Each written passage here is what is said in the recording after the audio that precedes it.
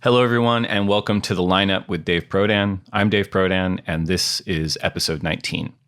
As we learned last week, the COVID-19 pandemic has been grinding everything to a halt, and the impact on all of us has only increased since then. The surfing, sporting, and entertainment worlds are largely on hold. We're on a version of lockdown here in California.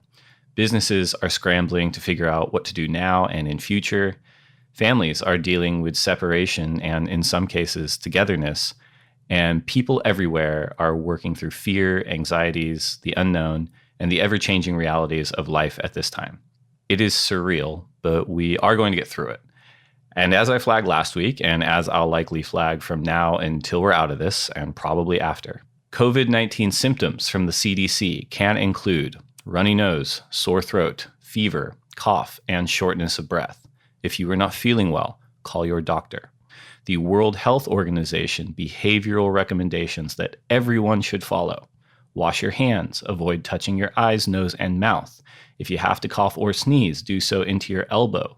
Social distancing, avoid groups of 10 or more people and stay away from everyone as much as you can. If you're not feeling well, get checked out as soon as possible. And if you can work from home, do it.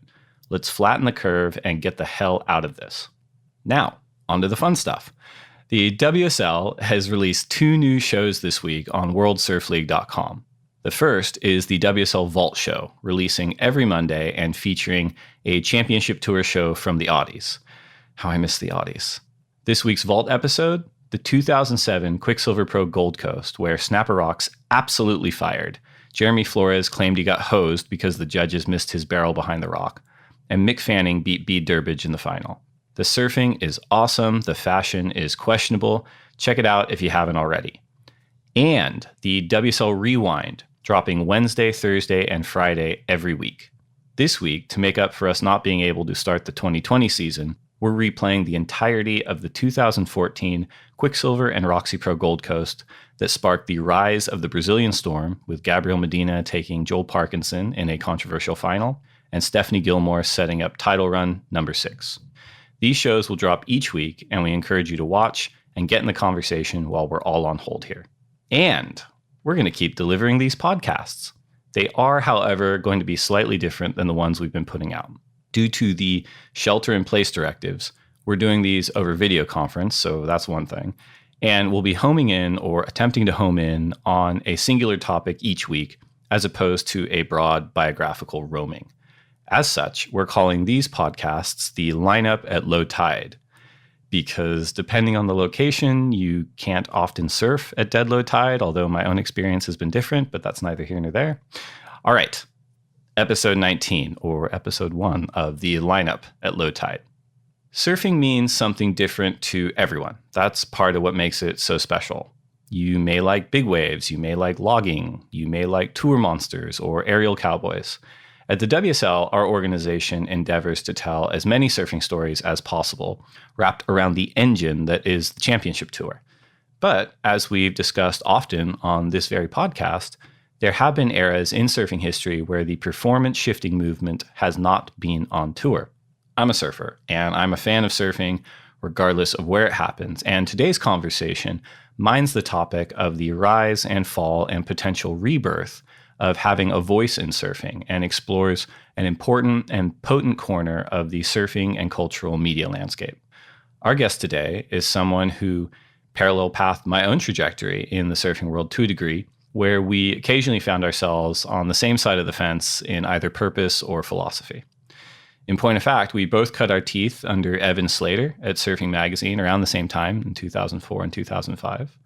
And while I left to join the circus that was the ASP, today's guest rose to ultimately run the show at Surfing, where he shifted the entire focus of our world alongside like-minded influencers like Kai Neville, Stuart Cornell, and Scott Chenoweth. A creator and thinker at heart, he co-founded and oversaw editorial at WhatYouth.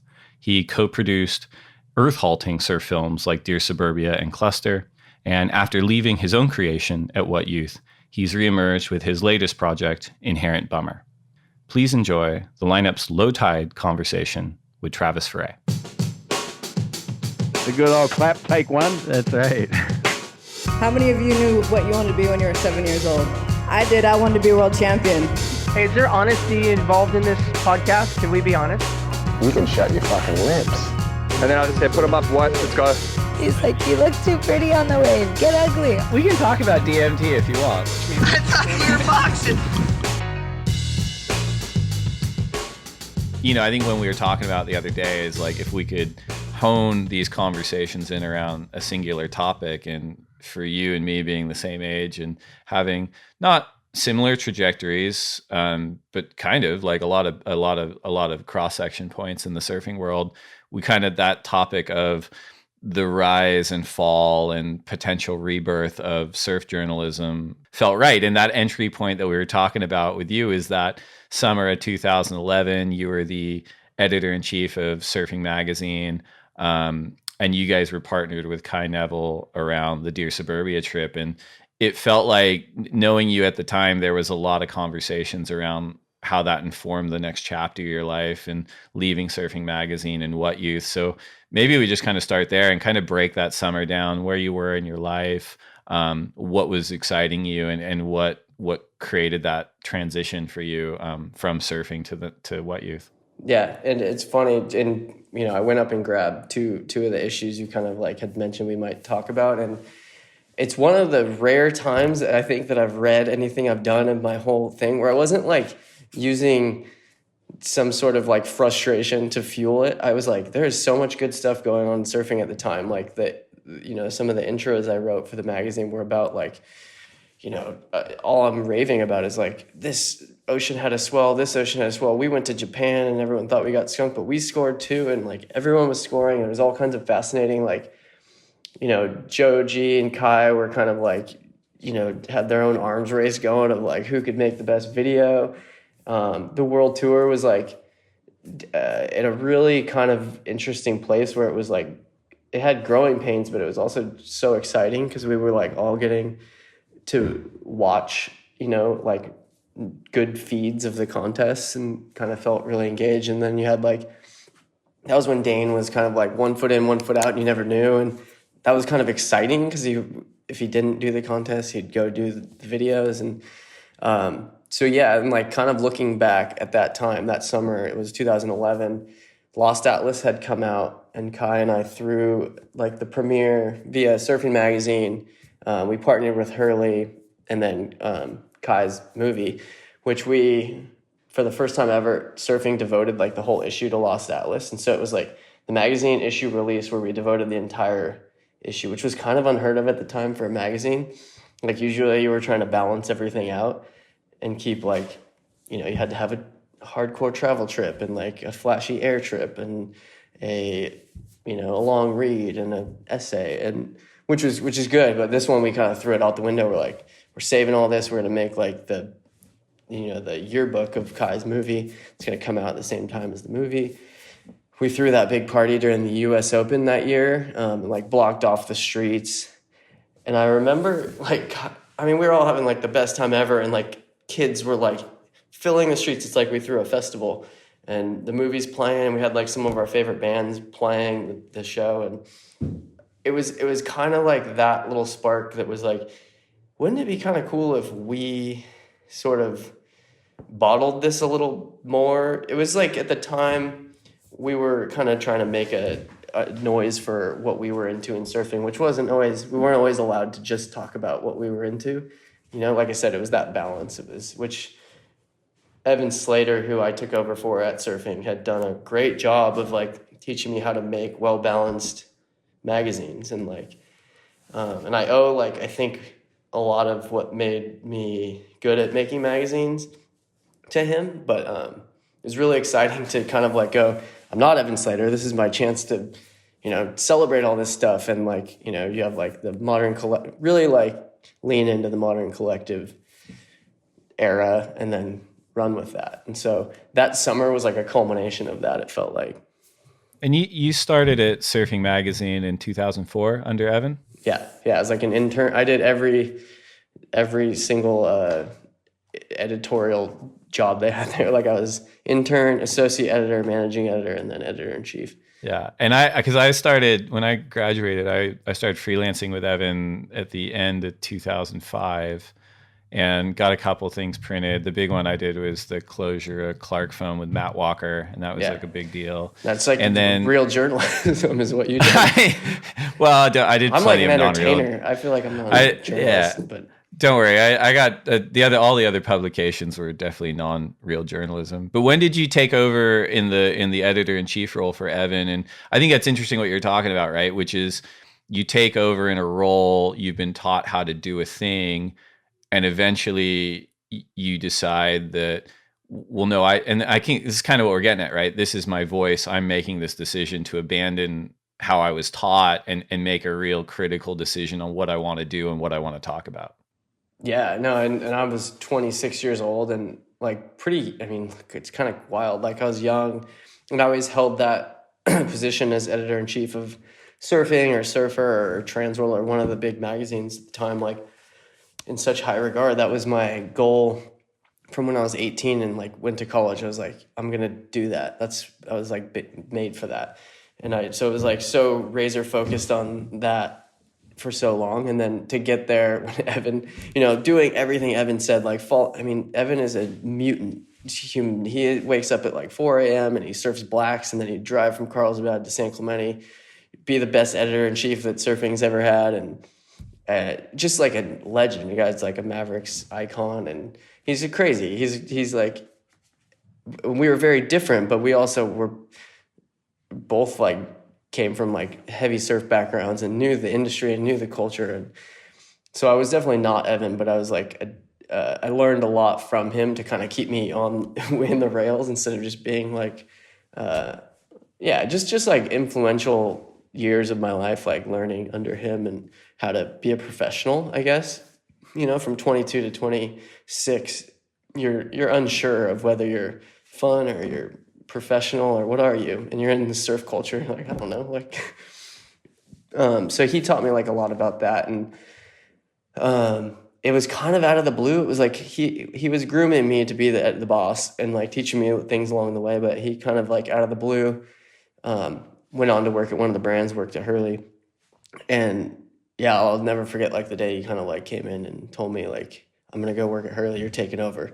And it was like trial by fire, like here's all the budgets and here's all the things and here, go take over. Call all 9 photographers and tell them like that the guy who put them on the team, like, it's like you can use a sports analogy. It's just like kind of like a rewrite of the team, like rebuilding. Yeah, rebuild. So yeah, I'm like, for sure.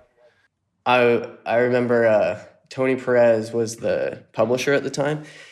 And a lot of people were like, oh, Evan's leaving. So like Surfing Mag's like, rebuild back to whatever. And we're going to lose all these advertisers. And no one knows who I am or what I'm going to do. And I always have to give Tony Perez a little bit of credit for like leaning into, we had a young, good staff at Surfing, and of like Scott Chenoweth and Shadow Agonza and Pete. I think Steve Sherman was there, and then Pete Terrace came on quickly right after that. And we had like Jimmy Wilson. We had like such a solid like young crew, but like unproven, but we were like all had our credentials. We were like ready to go. Like it's all we knew was making surf mags and surf industry. And so he just like leaned into us and was like, you guys are gonna hit every deadline, work all night, go to every industry event, make noise, like whatever it is you're into, like lean into it and go. And so he just like, we had a good little run there of like just making noise in the industry and being kind of who we were. And I knew I'd never like be Evan Slater, so I had to be myself in what I was into. I just happened to like, really love surf films and like contests. Of course, we all pay attention to it. It just was like, I just loved that like enthusiasm that comes from like surf films and that like jazzed up feeling you get when you're driving to the beach or with your friends, or I don't know, it's like a camaraderie, it's a competitiveness, it's like enthusiasm and romanticism. Like I'm kind of like a hopeless romantic, I guess is what it is about that type of stuff.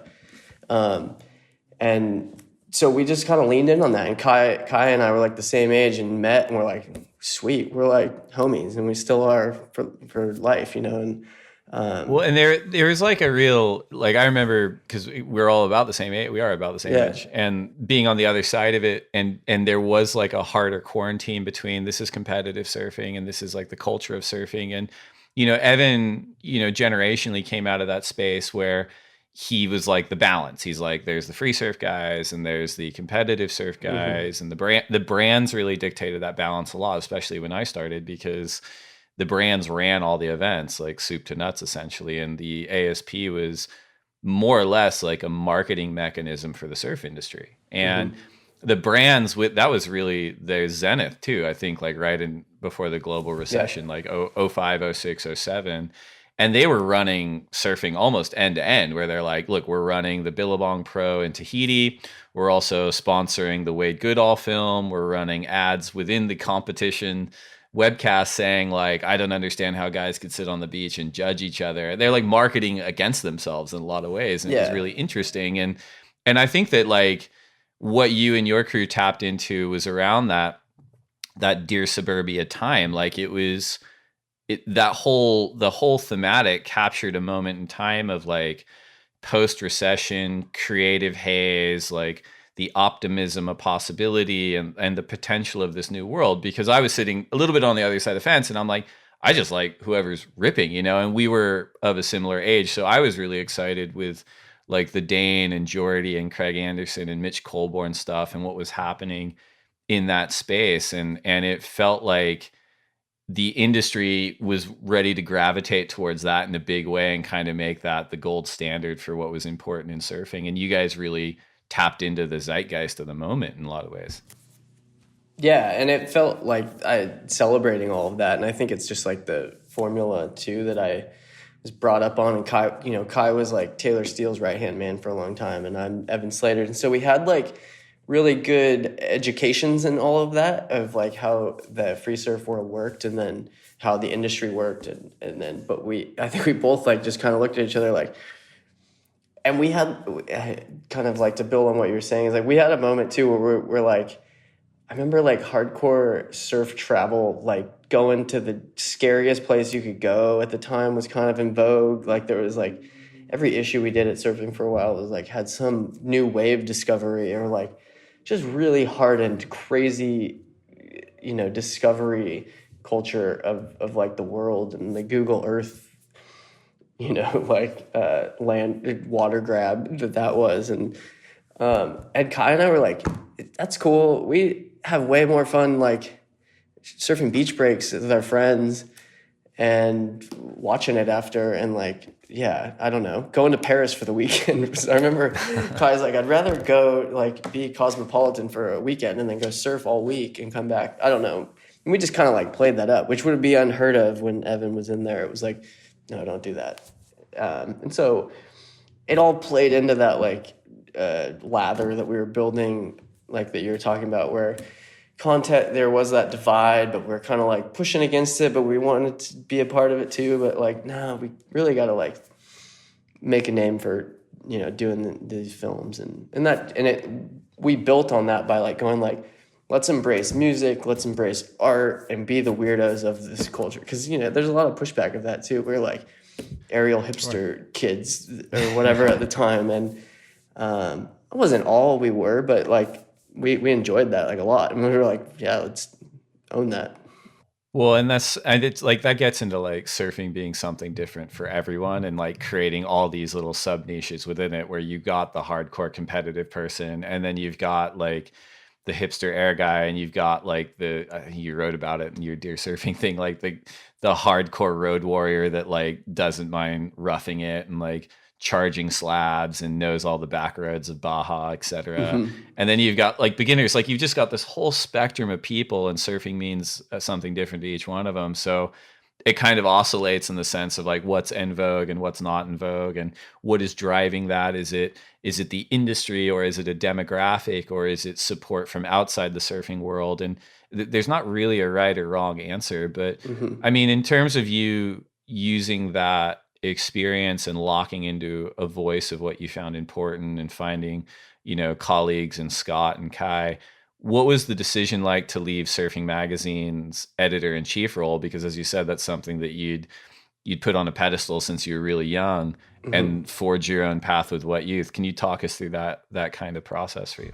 Yeah, and I think it was a tricky time. I mean, from getting the job, I did it for, I think, the editor-in-chief job for 2 years or a year and a half, and it was amazing. It was everything I wanted. I think there was just that natural, like, it was when Kai and I looked at each other and we're like, okay, we know we can, like, I could have this job for 10 years, and we were young enough and, like, dumb enough and enthusiastic enough to like say fuck it. Like, we were both like whatever 28 and he was 27. Not that he had to jump off anything. He was just going to make films, but he's like, let's do something radical. If you want to jump into a project together, like, let's see if we can, like, build this into something that does celebrate a little more beyond just what we were trained to be into. And so it was extremely hard. It wasn't like, it happened kind of quickly, but, like, what was going on internally at Surfing was Scott had moved to New York and was being an art director in New York and was going to, like, go that path. And I still had him, like, designing some layouts from New York, and Stuart Cornell was with me at Surfing too, and he had just moved to Portland to work at an agency up there and do kind of that thing. And so it was like, and Kai was like, well, I'm about to kick off this new movie. Lost Atlas had just premiered, and I was like, just kind of going like, okay, am I going to keep doing? To be honest, like, I felt like we had made, like, probably like the 4 or 5 of my favorite, like, magazine issues we'd ever made that year. I was like, you know, we did the Lost Atlas entire one. We did the Japan issue, and we did this one that had John on the cover that said, "Is anyone listening?" It was a couple months before that. And it was like, that was like our signature magazine, I think, at that era of Surfing. And I was just, like, so excited on that, and I wanted to keep going in that direction that those issues were leading to. And it was not easy. I had all the comforts in the world. I was, like, doing my dream job, like, living in Huntington and working in San Clemente and surfing and traveling, and, you know, had all the backing of, you know, Tony Perez was still the publisher, and, like, so supportive. Like, I never really had to deal with a lot of the publisher coming in and telling you what to do. He really, like, I could never complain about that. It was always like, do what you guys know is now and edgy. And that's what Surfing Magazine, we always celebrated that too, as far as, like, surfer versus surfing. Surfing was, like, the flexible one. We were allowed to, like, take the risks and be kind of like, we got to be the little brother that got to have the fun and experiment a little more. But it was also, it was like the right time too, right? Because, I mean, even today, like, the media landscape had changed so much, and, you know, print across, like, surfing and sport and everywhere was kind of trending in a downward spiral. And it felt like the industry, again, it was that post-recession, a bit of fatigue. I mean, the tour at the time, if we're talking 2010, 2011, like, there was this big buildup to Kelly winning 10 in 10. He does it. Everyone's like, we're ready for this, like, generational, like, character shift on tour. And then he came back in 2011 and won again. Yeah. And so I think people were looking for an outlet for those stories and those characters. And I think that's kind of where WhatYouth sailed in. And I'm not trying to underestimate how difficult it was. I'm sure it was really hard, but you guys were poised at the right time with the right talent, with the right generation of surfers to do something impactful. And that to me really came to life, not in the form, not just in the form of the print magazine, but, like, Dear Suburbia felt like a real high watermark in those early years for you. Yeah, for sure. No, all of that's true. It was like, we've done that. And then I think behind the scenes too is something you can't ignore, is, like, when I first worked at Surfing for the first, like, 6 years, we were in the Astrodeck offices next door to Astrodeck, and it had this clubhouse feel that's why I wanted to work at a surf magazine, is, like, all the reasons that you don't work at a big corporate office, and like, that I never experienced it. And then we got bought by some corporate giant at the time, and, you know, I'm 26 and move in next door to Surfer, and there's, like, 15 other magazine titles in there. And I remember we were, like, so put out. We asked if they would move us to, like, in the garage where, like, the warehousing was. I was like, can we just have a corner down there? We don't want to be up in that zone. And they kind of actually, like, looked into it for us, but just like, because I'm like, this is not, I would come to work and be like, this is not why we, signed up for this. I remember we even had Andrew Doheny band come in like 3 days before or like after moving into this like super office space type office, and play some band he had at the time louder than anything had ever been in that building, and got in tons of trouble. But it felt like we needed to like christen the place with some kind of like noise. It is so weird, like, because that's like a theme that played out and continues to, I guess, like a ton at that time, which is that you get this really special sauce, like niche culture. The people there understand what makes it special. It succeeds almost to its detriment, right? To where elements come in that are like, this seems like a really potent thing. Let's tap into that and make some money. And that's not exactly the wrong thing. I mean, there's been core surfers and people in core worlds that have been making money off of what it is for years and years. But there is a tipping point, right? Where it's like, okay, we're gonna elevate this to a space that you're actually losing what makes it special in the first place a lot of times. And you see it time and again. And it's like the Michael Thompson quote of like, size is the enemy of cool. It does become really hard to stay potent if you're going to spread it out across so much. And yeah, I mean, it's, and it is something I've seen. Obviously at the ASP, we had 5 people when we were acquired. Now we've got like, more than 100. And it's something that's become a real challenge, right? Because you can't be all things to everybody. You have to really rally around what your identity is and what makes you special. And, yeah, I mean, I think it's probably something that plays out outside of surfing too, whether it's Sports Illustrated cutting a ton of staff writers to make room for some other kind of thing. And it's a weird sort of corporate melding with culture that never seems to sustain. It always seems like it's like, it might work a little bit. And then at the end of the day, the ones that are sustainable are the ones that were actually true to what they were at the beginning, and then they drive that out through whatever mechanisms they can. And I'm sure they have tough years and lean years. It's like at times you could probably point to, I don't know who's still kind of doing well in the industry, but you'd look at them and be like, oh, they're the lame ones, but they'd just be hunkered down and not living outside their means a bit at the time, and then they'll have their moment. So it's tricky. But as far as like we were concerned, I was just looking around. I remember going, this isn't who I am anymore. And I had this one little moment of like creative, a crew that was same age as me and like had the same sort of vision. And like I think you were alluding to is it was like when the internet and magazines were at this weird crossroads of what's going to happen here. And every magazine got a website, but they're doing the print, and basically we just like took on way more work, and we're doing both. And we just sort of were like, this is going to change. Let's try to modernize it. We can do it. I mean, we were so naive to starting a company and ripping the Band-Aid off that it was like poetic how much we knew nothing. We're like just so hopelessly romantic about like quitting our jobs and losing salaries and thinking that we could just do it, and it would have never happened if we didn't have that kind of like naive outlook. But that was the beauty of us, I think, for that time.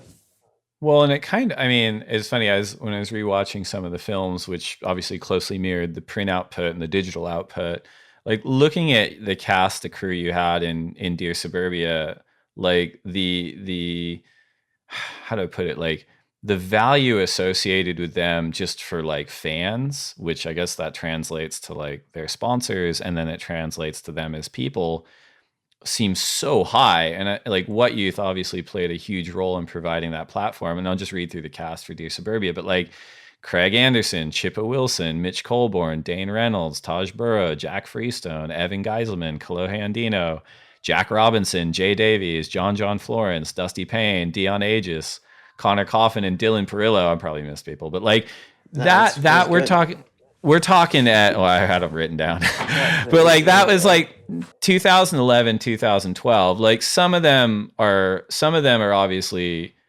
like very popular people, but you got some of them like really early on. Like, I mean, and the themes that I kind of pulled out of rewatching that is is like the harbinger of what was to come with John. He's obviously been on the radar for a long time, but I was having this conversation with someone today, and I said, I remember when he qualified, it would have been about the same time because he got on at the halfway point in 2011.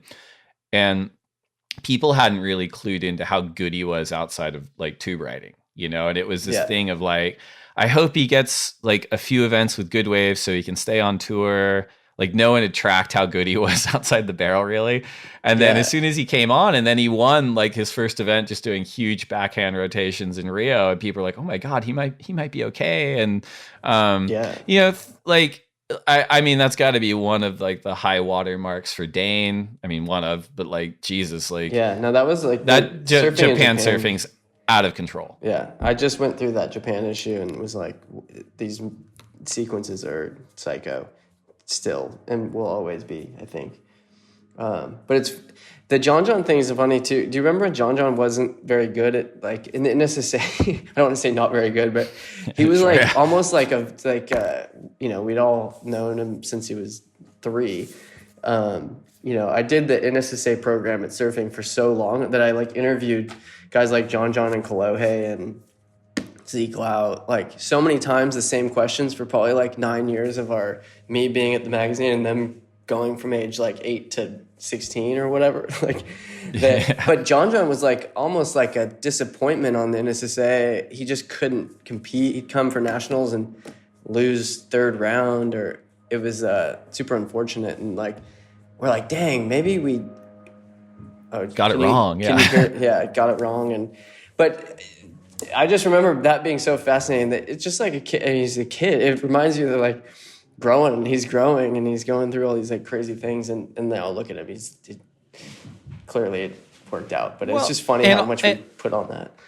And also like the surfing industrial hype machine and the impact it has on people. Like I might get my dates wrong, but like I think the year that he qualified, he'd actually broken his back at backdoor earlier in the year. And he was a little bit like off the radar. And as you said, like he wasn't broadly considered like a versatile threat. Like he was like a tube guy. And it was still the time when people were like, oh, tube guys aren't air guys or whatever it was, Yeah. And I remember that contrasting with like the Nike content they were rolling out about Brother. Like they had that like white wetsuit clip of him at Gravels, and like he's doing like 4-foot air rotations on 2-foot waves, and everyone's just like, he's going to be world champ like immediately. And it set this like radically unfair bar and expectation for him in year 1, to where like he didn't have a bad rookie year. He made like the quarters, but the people out in the world were like, oh no, he failed. Like he should be winning events and stuff. And it's like, it's the weird, the inverse of that was John, who didn't really have a huge hype reel heading into the year. And he kind of snuck in under the radar, so to speak, and then really wowed people. Yeah.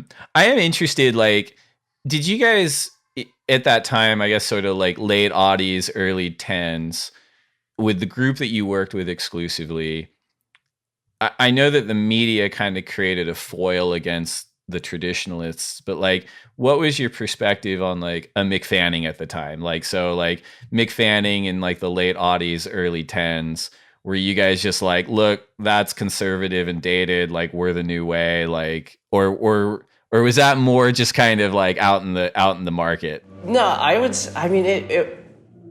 it sucks because Mick is such a so sick. He's probably one of the cooler, nicest, raddest. Would have fit right in with us, but yeah, of course we're like, at the time he's robotic, laser, perfect angle, everything man, which. His board shorts were too long, that kind of stuff. Yeah, well, mostly just he was just so bulletproof at the time, like so. Yeah. And our whole thing was to be as like, I don't know, not like just it's okay to just chill. I don't know. It was just like so. I don't know if it was during that like just working out and being such an athlete and celebrating that. Which Mick really, if you really know him, that was just like a little window in his. He's really focused on winning, and he figured it out, and he knew how to get himself to do that. I don't think I remember being on a trip, like one of the first WhatYouth trips, and we saw Mick, and he came and surfed with us, and like said, I don't know, it was like we were all home. There was no there's no tension, weirdness or no. It was. I mean, Well, sure, and we'd watch a comp and be like, wow, it's so sick, but it's so kind of formulaic, I guess. Yeah, and Is I think all you it could was say. but it was also, I mean, I guess the proof point there too is that shortly after that time, I think 2012, 2013, like Mick, consummate professional and someone who wants to continue to get better, kind of started working with Mayhem, wanted to shake up his own surfing. Like he really he sailed through that Eugene like fanning the fire phase into like hyper professional to the point of being considered formulaic and conservative to just basically saying, no, I can do all that stuff. I used to do all that stuff. Now I'm just going to blend it into my whole program, like really quickly, like kind of when you consider the breadth of what he accomplished. And maybe like we all had that, like we knew that, we picture him in 3 degrees and and like momentum under the influence. We knew like there was like flashy, edgy, beer loving, cool and got a kid in there that, just because he was stretching a lot more than everyone didn't mean. That's right. Yeah. His hips were a lot more. I mean, he definitely was stretching a lot. It's funny though, like, because it's like surfing is one of those things. It's obviously more than the sport. It ends up like becoming people's identities. And I think we all take things like to the next level. I'm sure it happens in a lot of sports, but like it, like if you are on what generationally or just disposition wise, like I really like Dane Reynolds. I like his stuff. I like his surfing. I like the way he carries himself. And when he's on tour, you're like, I want him to succeed because this platform is associated with importance in the broad surfing world. So then anytime he comes up against someone who maybe you don't gel as much with, you're like, oh God, like, can we just get over the hump? And that kind of brings us back to that Kelly conversation of him being the next best thing in surfing for 30 years and us being like, we're ready to move past it, like in a way. And that's kind of where WhatYouth came into the fold in a lot of ways. Yeah. And I remember like the first issue that after I quit to start WhatYouth and went silent for a while was Kelly went to New York and won the biggest surf contest in New York ever, with that Hail Mary. And we're like, damn it, we can't even get like Owen to beat this. Like, yeah, it was, I'm a big celebrator of Kelly. I like critical of the wave pools, but like everything he's done. And I'm always like, there's no one I'd rather still be holding the baton for the mainstream's interpretation of surfing than Kelly. Like it's incredible what he's been able to do. But definitely as a younger person, like, God, I've been like watching this guy's video parts for a long time. Like, can we move on? Yeah. And so you like overly celebrate Dane. You're like, yeah, give us that style, give us the Sonic Youth. It's like, rebelling against your parents' music and just laying on the distortion because anything but that. And that was like, so WhatYouth was that to us was like, let's lay on the distortion pedal for these people, but do it well. Like Kai's a good filmmaker. We're storytellers. We've got the like formula to put it out well. Let's lean into whatever that distortion is though. Well, and everything kind of becomes a reaction at some point, right? Or a response, like WhatYouth was creating an identity in response to what was happening in the world.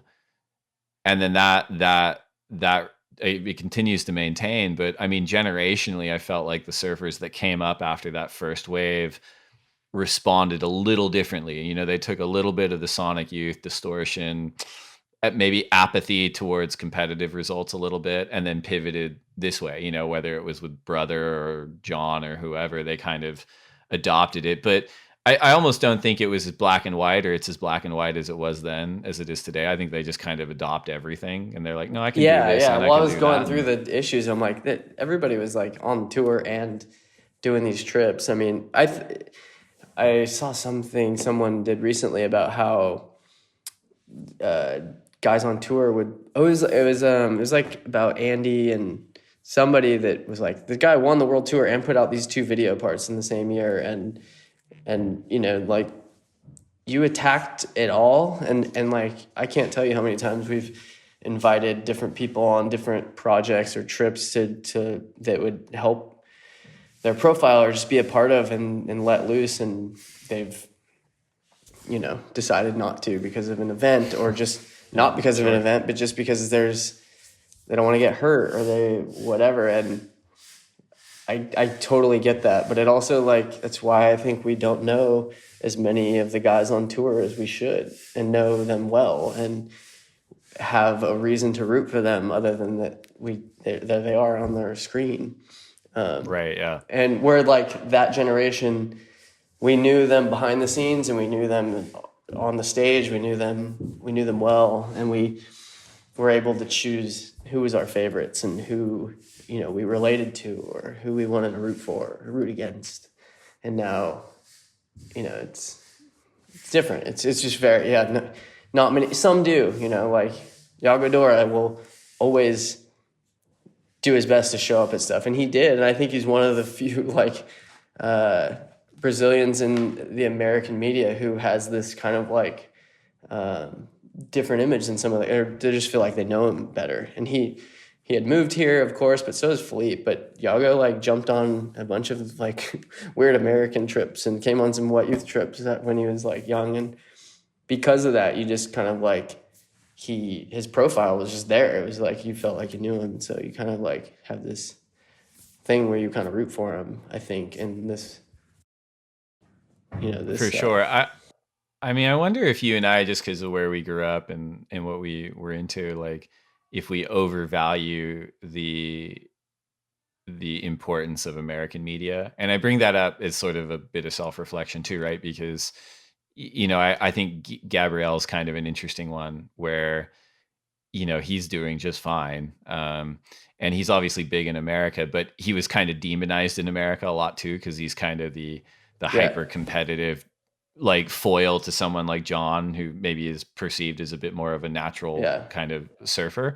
But I mean, I was bringing this up the other day too, because, we kind of have blinders on in the Western world sometimes. I remember the year Ferre qualified, and we were just so distracted by everything else. And I remember people being like, what do you think of him? I'm like, oh, I haven't seen that much of him, but it's just a kind of another Brazilian, and within this broader storm. And I mean, in year one, he really wowed people. And it's a few years later, he's the world champ. And it's we just kind of being close to the Velcro Valley surf industry and having all these other sort of Western platforms for culture and lifestyle to be elevated, maybe above pure performance. Not that that's the most important thing, but I do think it's one of those things that maybe in a few years' time, it won't matter as much. No, for sure. I mean, totally, we're biased because of where we grew up in our backgrounds. It's funny. I had this full daydream while surfing that I was there's no one. You brought up Gabriel, and there's actually no one more punk rock than him since Andy on tour. And it may not be the way that Andy was necessarily, but Andy was sort of didn't give a shit who he was against. He was kind of a villain at times in his way, and Gabriel is that. We just he's not a westernized villain, but he's but he's punk. He's as punk as anything. He doesn't care. He's so savage, and that's how Andy was. He's sorry. We kind of glorified Andy because they're both insane talents, and you can kind of pick that apart separately. But there's just a punk thing to Gabriel, and it is not Western because we have a hard time associating that to the punk rock of Andy and what everything he represented. But look at Gabriel as that's pretty sick, and how he's a middle finger to the air in a way, and I think we don't know how to celebrate that because it's a different style of it. And it's a different culture. And I think he looks at it and he's completely comfortable being celebrated in South America and probably broadly around the world. I think the connective tissue between him and Andy is they're both unapologetic. And that's kind of when it clicked for Gabriel, because was the Andy thing he used to say, everyone wants you to win your first world title, and the second they do, they want you to lose, And so Gabby winning at 20, I think at some point you always want to be sort of the fresh face, the universally loved guy. And when it clicked for him was when he kind of said, look, I don't care. I'm here. I'm who I am. I'm going to be unapologetic. And that's when he got really savage and lethal in competition. Yeah, and I think there's something to kind of celebrate about that I hadn't thought about in a while. I was like, God, he's so good, and he's kind of he plays it up, I think, in like his circles, but I think like as you know, whether it's American media or Australian media or whatever, like there's something we could, I don't know, like celebrate there more than we maybe do. Because it's like really easy to just be like, oh, he's a jerk or whatever. Yeah. He did that to so-and-so, or wow, he doesn't care. He's brilliant. And yeah, he won I remember he won the Andy Irons Award a few years ago, I think at like Surfer Pole, like maybe it was the year he won the world title. And I remember there was a big issue with it. I think he may have been the first Brazilian to win the award. Yeah. And people were like, oh, how? And it's like, he is a lot like, they're super similar. He's maybe the most worthy like recipient of it in a lot of ways. Yeah, he could, it's an attitude and he has it. And like I said, it's just because we kind of can't like quite wrap our like ideals of what we maybe celebrate yet. You know, he's like pretty cocky in like a way and like, you know, flashy in a way, but which isn't exactly how Andy was, but the underlying current of what makes that something to root for is all there, and it's all very, very Andy. And I think, yeah, we do well to kind of like link them more than we think, which is a scary thought and like kind of a weird thing, but. Well, we're both modern men. Like we're able to like check ourselves on our biases and stuff. Oh yeah, no, we went down a rabbit hole though. I want to get back to to your particular voice and how you felt like you achieved expressing it at your time at WhatYouth, and what are the projects that you felt really good about, and I guess talk us about, you know, however you're comfortable talking about how it ended and the period between WhatYouth and Inherent Bummer. Maybe walk us through that process a bit. Yeah. I'll from the beginning. We kind of like left off right there, but that we did that trip to Japan that kicked off there's 2 trips to Japan that everyone kind of knows, and the first one had Kolohe, Connor, Yaden, and Dane, and it was like we flew straight into a typhoon thinking maybe it would work, and we kind of got like good waves, but it was just like a really like symbolic trip. It celebrated everything. It was like going into like a foreign place with like friends, and we kind of got waves, and a lot of people. I remember Evan Slater texted me like, you should pull out, and I was on my way to LAX. He's like, you shouldn't be doing this trip. The typhoon just like turned, it's gonna hit, but we're already like halfway there, and it was like a turning point for me, going like, no, I'm going to go with my gut as opposed to like Evan's gut. I mean, I wrote about it in the story about it, and it was symbolic of that. And I think that became the attitude that sparked the WhatYouth thing. I remember Kai and I on that first trip were like, I think we should really explore doing our own thing. I don't know what it is, but let's explore it. And so the seed was kind of just planted to explore whatever that might be. I don't know. We're just trying to be modern, like do the website, do the magazine in a more modern way. And so, that, I mean, like it was 6 months later and we launched a website, and then the first issue with Craig on the cover holding a painting that, you know, like that in itself was like, what the hell? Like what? And that's what we wanted to do, obviously, is just kind of like celebrate, you know, art, photography, and that, and I don't know, kind of be the aerial hipsters a bit, and I think we brought like music, and if we had a food column and a drink column and just some different stuff that, I think that's why it worked too. Like, and we talk about it on this quite a bit. If you start listening to him, you might tap into it. But you and I have actually had beers and talked about this a lot, and we're of the same age. So it's like when we were coming up, surfing was a window to like other parts of life, like whether it was politics or gender issues or culture or art or whatever. And then kind of as we were coming up, it became so self-referential that it like disappeared up its own ass in a lot of ways. And I think that's why WhatYouth was really potent at the start. It's like, well, no, hey, it's not just one thing. And this can be not only enjoyed by people who don't surf, but it can also introduce surfers to other things in life, which I think that's why it was appealing. Was it Was it commercially successful from your perspective? Did you guys sell a lot of issues? Did the industry back it from an advertising perspective or anything? It would go through like waves. Like right out of the gates, we had some like really good supporters. Like Dylan Slater supported it really well, and we were able to like exist and print the first issue because of Rip Curl's support. And if you were to like take a snapshot of the whole thing, I mean, no one made any money. We had jobs for 4 years or 6 years or whatever it was through that. That's incredible that we pulled it off. But the industry would like every brand would like have its own. That was like the transition from brands using media as a voice to the transition to like them becoming their own media house. And so we were always like constantly fighting that, I feel like. And so that's why we ended up trying to we were like, well, if they're going to be media, then we can be a brand too. And that we had like a bit of like momentum with just like apparel and products and collaborations that we did that helped float some lean, advertising months. You just had to juggle, like, you go to like, there's times we'd go to like a Hurley and they're like, no, we have like in-house team that handles it. And it would ebb and flow. We would still do projects with them, but then the next year they'd be like, no, we've got it handled this year. And so it just created all this like clutter. And then you have even beyond that, like the surfers themselves becoming their own media, totally. And you're like, all right, well, so what is the role of WhatYouth at that point when the brands want to do their own content, the surfers want to do their own content? You know what I mean? It becomes totally. a real challenge.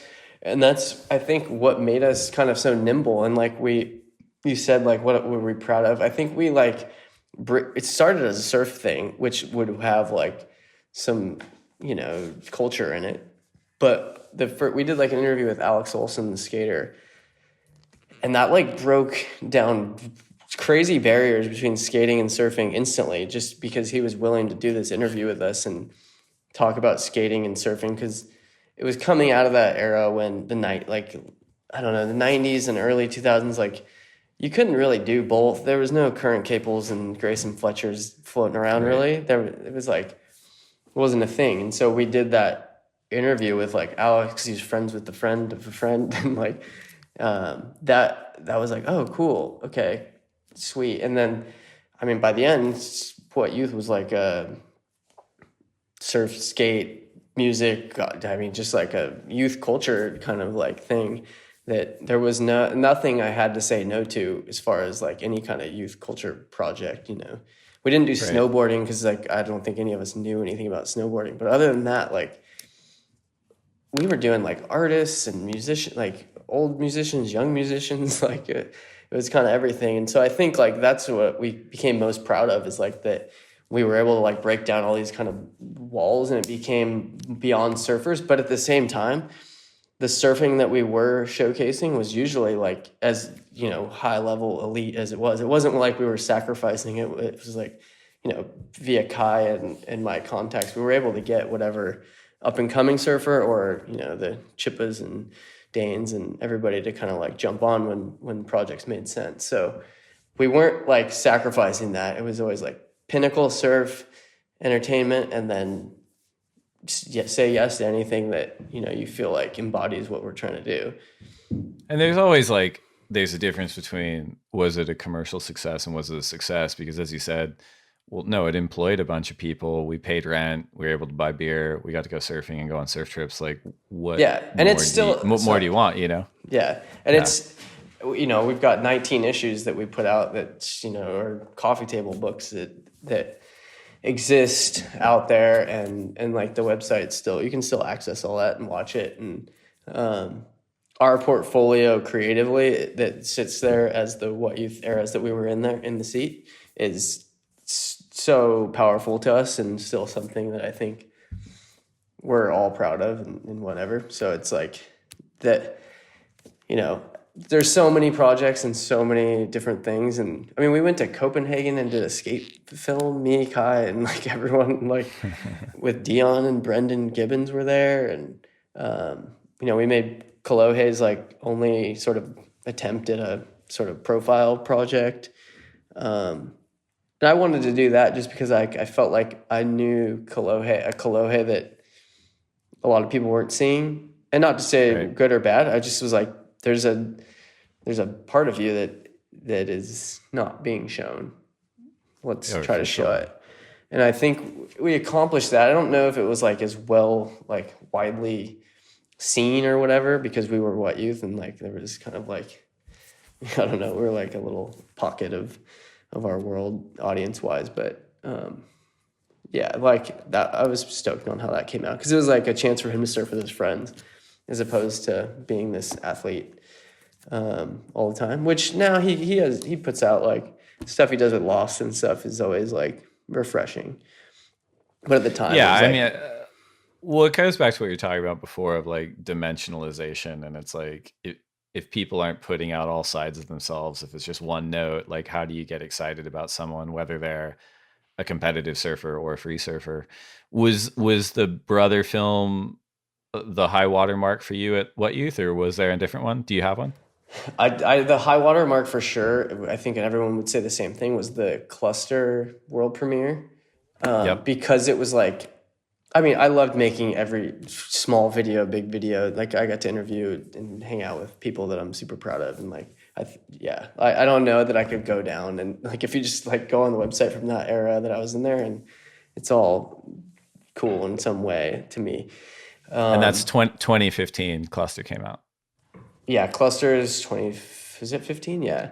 I think so. I'd have to check. It was a January. It was like right at the beginning of the year, whatever year it was. It must have been about 15. Okay.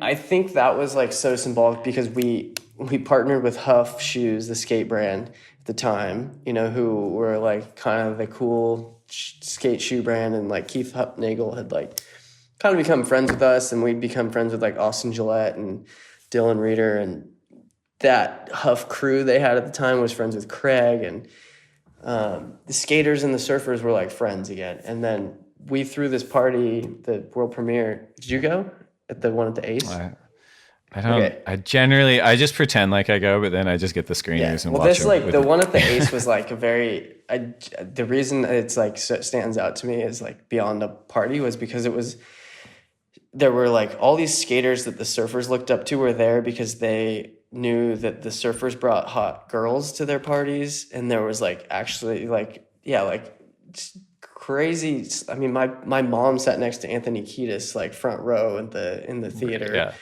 and just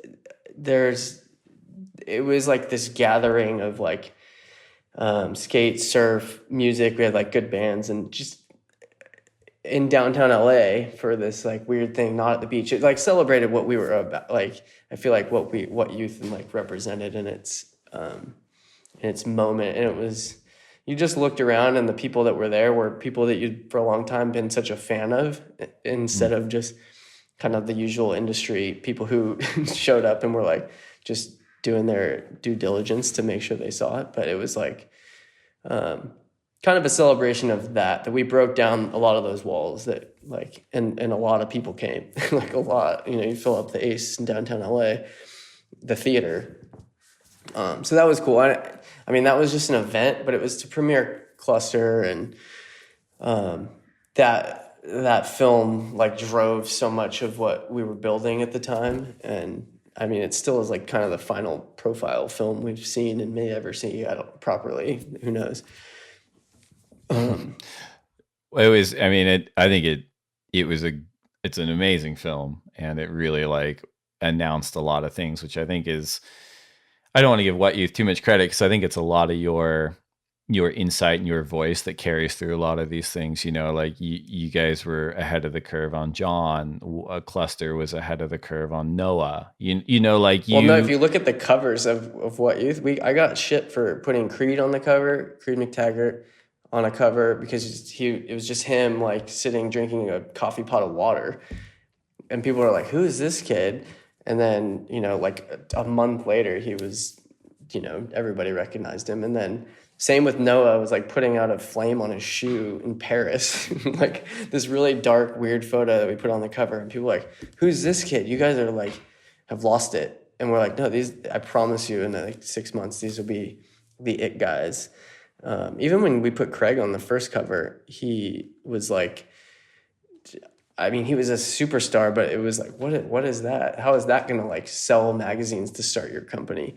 But that was never the driver. It was like, what's like a really interesting moment, or what's a really kind of strange thing that happens during the course of making this that we can put on the cover. And yeah, I mean, there was nothing that made it so hard to pick a cover for that magazine, because it could be anything, and you were really trying to like riddle down, but you wanted it to make sense, and it had to make sense to the general like theme of life or surfing or what we were going through. So yeah, it made it well, I think it's like, yeah, I can imagine, right? Because it's one of those things where it's like, yeah, I mean, I've been looking at surf photos my whole life. I can pick a good one. But when we're trying, as you put it, like to use this as a platform to tell a more balanced or a wider apertured story of surfers and surfing, like it could be anything. And that's a challenge. If 2015 and Cluster was the high water mark for you, and what was the trajectory for you between then and the time when you decided to leave in 2018? Yeah, I mean, nothing changed. We were probably doing better than we ever had. We were doing really. Can you still hear me? Yeah. Okay, God, it cuts off every once in a while. Yeah, like I felt like we had access to like people and personalities and interesting stories to tell more than ever. We did like a Fairly Normal on Dane towards kind of the end. That was really interesting. It was like kind of like one of those times he opened up the house to his whole world with Pam and the kids and Sammy, and I think he announced that he was having the twins in that episode. And yeah, I was like, everything was good, and we were talking about doing some different like large film projects, and a lot of just like learning kind of the industry dynamic was like ever changing, and we went through like 2 minor recession setback almost, and brands going out of business, and a lot of that. It was never seamless. There was never like a formula for brand participation. It was like a constant dialogue that you had to be a part of to get,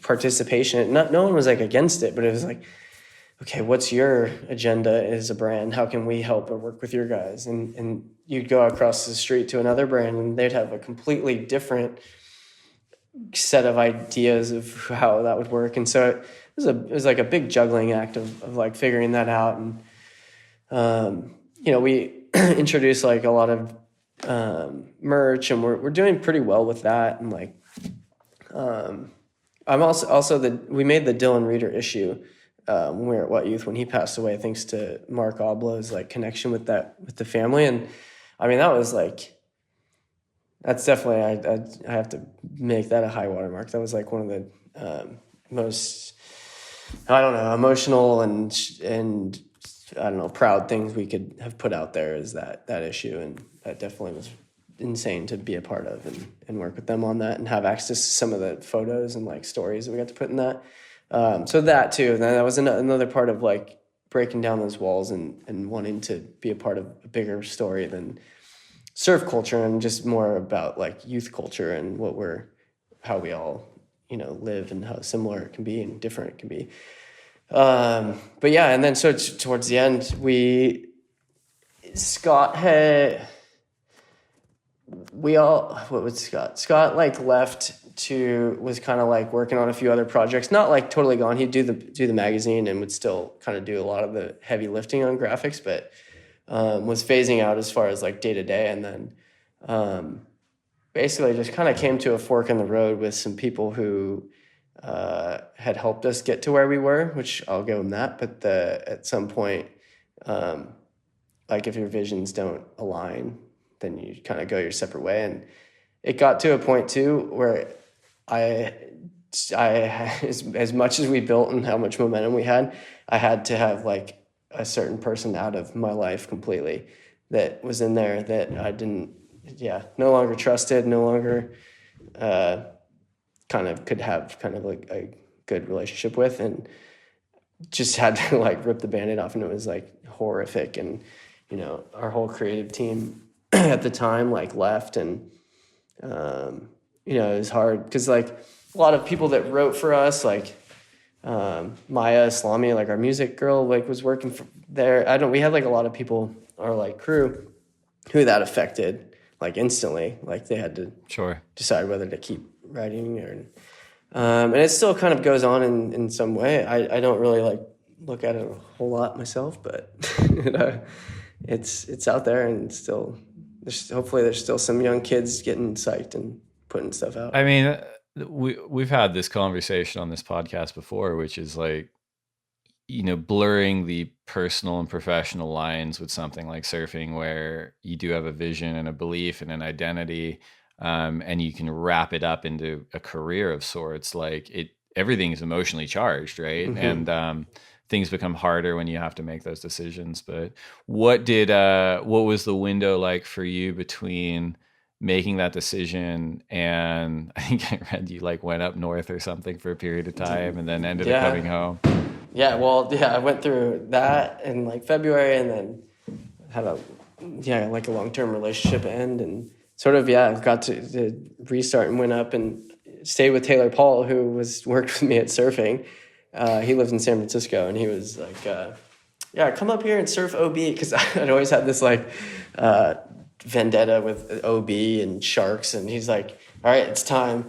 You need to get up there and face these fears and these things. And so I'd go up and surf OB with him, and surf cold water. And then I ended up meeting a girl up while I was up there, and she lived even farther north in San Francisco as a writer. And so I'd go up and stay and hang out with her up in near Bodega Bay. A lot, you don't talk about a lot of spots up there, but sure. Yeah, some spots that definitely some good scary waves up there. And I kind of had like a good, I don't know what, like a 6 month kind of like, it's a dream, a surfer's kind of dream, like get away to slow down especially after just being so immersed in culture and noise and clutter of industry. And I'm not going to over-glorify. I mean, I was just up there surfing and kind of hanging out and writing and trying to fire up. Like, I still have plenty I want to do, which has kind of led to Inherent Bummer, and which is a very similar concept. It just, I think it leans a little more surf as of now, and trying, I'd say the number one goal right now is developing a platform where I can have a voice. And then two, it's like, I was just with Chippa Wilson. I was just with Nate Tyler, and I talked to Dane on the phone about it recently, which is what he's really interested in doing with his blog too, is just giving some of the young guys who have come into the industry at a time when they're supposed to put out their own parts and have them do it all themselves.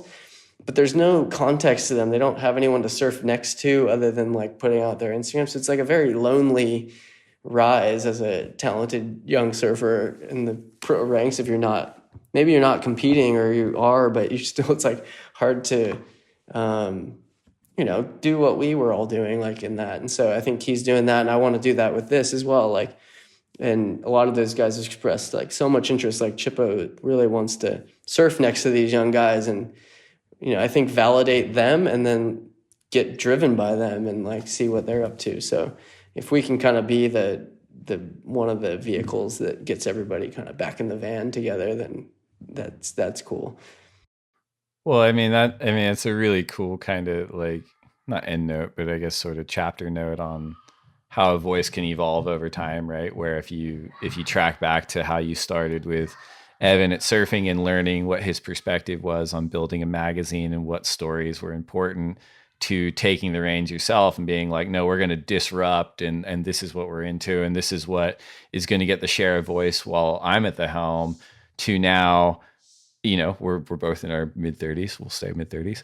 And like all our contemporaries that we came up with are in the same space where it's like, well, yeah, no, we still believe in things, but the things we believe in are now being adopted by a generation coming up, and we want to use our voice or our platform or the prestige associated with being a pro surfer of a certain level to help that next generation come up and and have a, as you said, like a comparative platform for them to tell their own story.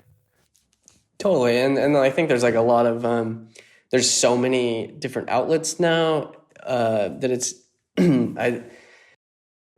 there's like a lot of like pandering too. There's a lot of like strange like voices that gloss it. And so just to kind of be, you know, like just an even keeled kind of like core committed thing that has a little bit of like of a reputation, you know, whether it's like, you know, working with Kai or everything that we've done in the past, it's like still there. I'm not going to say, I don't want to like, you know, tell a 21-year-old what's cool, but I want to give them a platform so they can do it. And like, I think that's kind of like the long-term thing is like, make sure those are still there because yeah, there aren't as many. And there is a lot of clutter, but there's I want there to be a place where you can kind of trust the voice a bit and trust kind of what's coming out. And you don't have to agree with it all. I also look around the space and a lot of the voices right now they lean like gossipy, and I love most of them for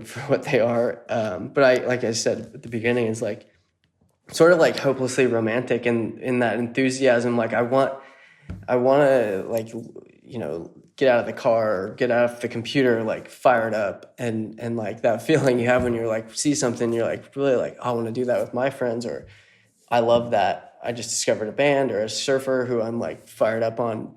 Kind of like that feeling. And I think a lot of times I'll write, Damien Farrenfort was like, why when I see you, when I talk to you, you're so enthusiastic, but you're always like griping about something on the websites. And I don't want to, I think whenever I gripe, it's like usually to try to like get to a place where we're like in the van making surf movies again. And it's like that like climb takes a lot of like clawing to get there, because it's not that simple anymore. To rally everyone as maybe it was in the past. And well, maybe it will get simpler. I mean, if there's one thing, the global stay-at-home pandemic, it's like you got. I mean, but it is one of those things where I'm like, we got space and time to pause and reflect, and like I think that's kind of the thing that I've noticed personally getting older is it's like you do get dragged in a lot of directions when you're younger because you're like, I think I should do this, or that's popular, or that's how I'm going to get money or whatever. But at the end of the day, it's just like you kind of understand who you are a bit better as you get older. And you're like, well, no, that's the easiest thing for me to do because it's truer to who I am and that's what I want to do. And I might make $1 billion doing that, or it might not be in vogue, and I'll be able to buy beer with it. It's fine. It doesn't matter to me. Yeah, I've been able to afford beer throughout all of this. So it's a radical success story. And you are, just so people know, the founder, editor-in-chief, CEO, CFO, CMO, intern, writer, and producer at Inherent Bummer. I have tons of help from other people, but yeah, I mean, yeah, this is sort of my project at the moment, but you know, constantly bringing on. It's a writing platform too. I'm starting to get a lot of cool submissions of like young writers who are kind of like, yeah, there's only a few outlets. So if anybody's looking to write, hit us up and we can try to get you a little platform for that. And yeah, and young surfers too. Is like I'm constantly wanting to talk to the brands about giving a platform. I think there's not as many places to see. You know, like the other day, I couldn't figure out who rode for Quick, like at some point, like the younger team, and you know, I had to call Chad Wells, and he had to walk me through it, and some of them were like incredible surfers who, yeah, they just deserve to be kind of like surfing with the boys, I guess. I always find that bananas, and probably because where you and I came up, it was like you'd go to a website, you're like, who's on that team? I'll just go to the website, and it's like the first thing. It's before board shorts or wetsuits. It's like some of the places don't even list them. I'm like, why would you? Anyway, no, none of them list them right now very prominently. You got to Google deep. You got to go on the team, which is weird because they represent your brand. So anyway, get the team writers prominent. Let's go. I'm with you. Before we go, and because you haven't listened to these, this will all be coming at you first time. We do the lightning round. So these are 10 questions. There you go. Perfect. 10 questions. Answer as fast as you can. Okay. If you could only have one board set up for the rest of your life, single fin, twin fin, thruster, quad bonzer, or finless, what would you take? Thruster. Coffee or tea? Coffee. Burrito or pizza? I got asked taco or pizza the other day. I'm going to go pizza because I like tacos more than burritos. All right. Pizza. Last book you read? I read A Confederate General in Big Sur by Richard Brodigan yesterday. Best surf film ever? Best surf film ever. Oh my God. Dear Suburbia, I'll go with you on that. Just being a part of it, and I could probably go back in the ancient history, but if I'm going back to Gromhood, I'm the Focus guy. One wave you never have to go back to? Never have to go back to. Canggu? Only get to surf one wave for the rest of your life? Huntington. Best person to share a lineup with?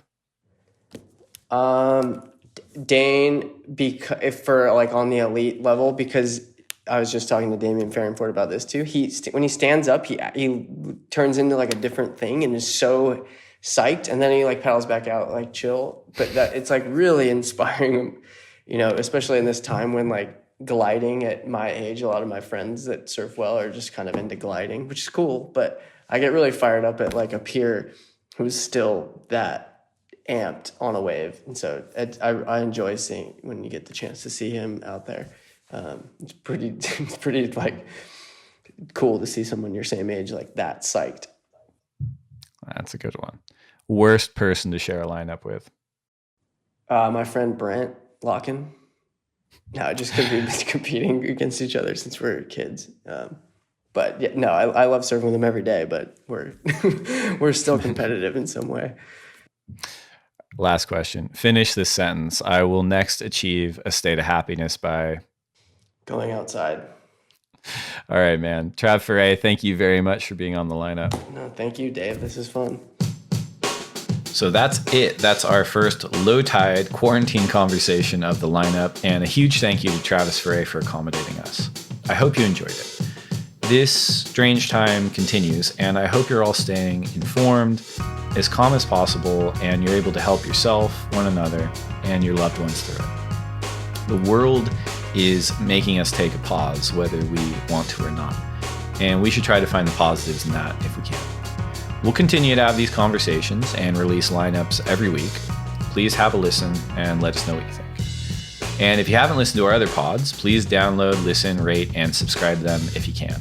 They're available wherever you get your podcasts and are fantastic social distancing activities. We'll be back next Tuesday with another episode of The Lineup at Low Tide. Hope you get some waves wherever you are, and we'll see you then.